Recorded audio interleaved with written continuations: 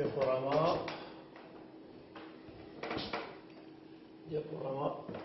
à partir du début et on va commencer notre premier cours de physique.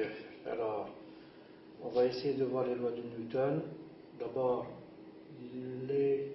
la notion de masse, centre de masse barrissante, système continu ou discontinu, centre de masse. Ensuite, on verra le vecteur quantité de mouvement.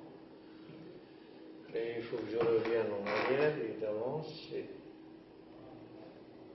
Ok, donc le système continu ou discontinu de masse. Là, on va faire un système discontinu de masse.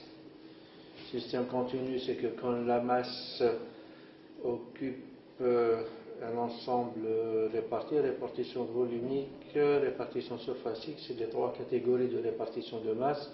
Répartition linéique, si la masse est répartie sur une longueur. Répartition volumique, elle est caractérisée par sa masse volumique, définie par mu égale dm sur dv, unité c'est le kilogramme mètre carré, dm est un élément de masse de l'élément de volume dv. Alors si la répartition est homogène, évidemment la masse volumique est constante en tout point de la masse, et on peut écrire que mu est égal à m sur v.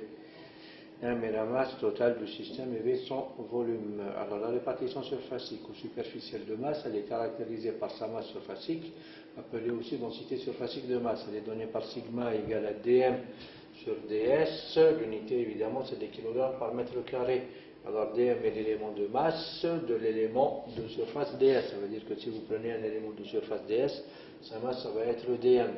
Alors si la répartition de la masse est homogène, évidemment je peux dire que la densité surfacique de masse est égale à la masse totale divisée par la surface totale.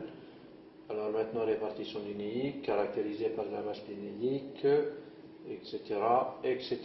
Bon, allez, donc